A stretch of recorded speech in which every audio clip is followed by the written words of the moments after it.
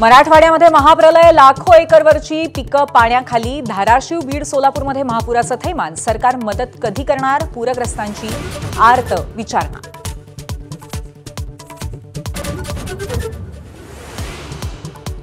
महाप्रलयाच्या मगरमिठीतील मराठवाड्यामध्ये 8 जणांचा बळी. जालन्यामध्ये वेळेवर उपचार न मिळाल्यामुळे चिमुकल्याचा मृत्यू.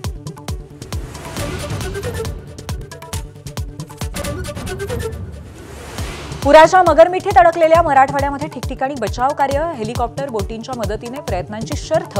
नुकत्याच जन्मलेल्या अर्भकासह मातेची सुटका.